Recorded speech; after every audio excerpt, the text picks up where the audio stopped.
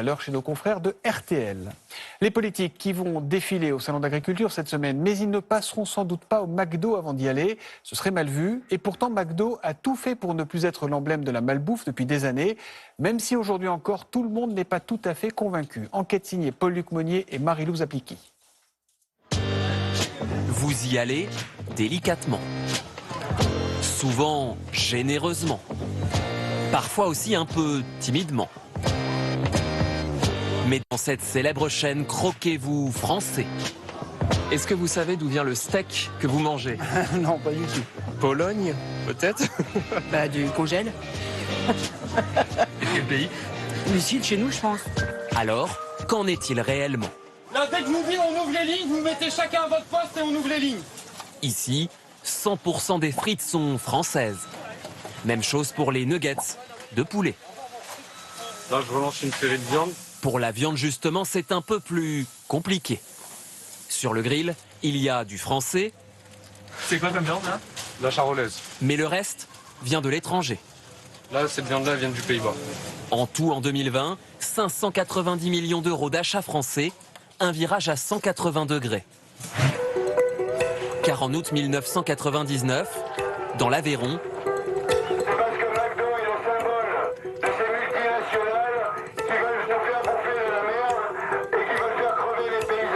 José Bové et la Confédération paysanne démontent ce McDonald's, le symbole pour eux de l'impérialisme américain qui asphyxie l'agriculture française. Derrière ce burger aujourd'hui, des fermes de plus en plus françaises. Nous sommes dans le village de Parigny-les-Vaux, le bien nommé dans la Nièvre. Ici, les vaches sont des charolaises. Vous, Vincent, travaillez pour McDo, vous n'avez pas honte de le dire? Bon, écoutez, non. Vos parents, vos grands-parents, est-ce qu'ils auraient aussi travaillé avec McDo, eux, ou... Ils ont connu les premiers supermarchés qui sont arrivés, qui sont devenus leurs clients, voilà. Et nous, avec son temps, en fait. et nous, à chaque fois, on s'est adapté à la demande. Ces génisses sont sur le départ. Pour séduire notre éleveur, la restauration rapide met le paquet. Avec un contrat et un prix ces dernières années, environ 10% supérieur au marché. On a une fourchette de poids 300 à 380 kilos, et donc aujourd'hui, elles avoisinent en moyenne 350 kilos sur mon exploitation. Ça, c'est le cahier des charges. Voilà. Le cahier des charges, justement, parlons-en. C'est la contrepartie, il est ultra précis. Pour un steak, 18% de matière grasse avant cuisson. Le pain, lui, doit comporter en moyenne 178 graines. Quant aux frites, ce n'est pas une blague. Les 3/4 doivent mesurer plus de 5 cm. L'enseigne achète français donc et elle le fait savoir.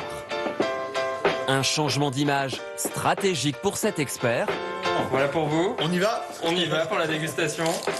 De quoi grignoter de nouvelles parts de marché.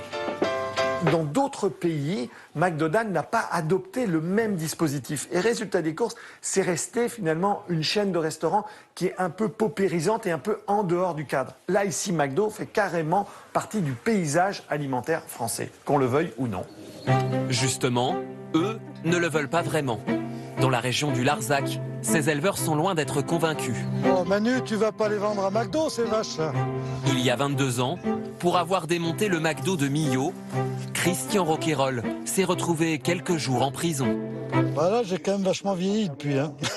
Pour lui aujourd'hui, la restauration rapide, même française, reste trop industrielle. C'est pas le style d'élevage qu'on voit derrière moi, avec des vaches en plein air qui broutent de l'herbe et qui ne mangent rien d'autre et qui se font une viande succulente.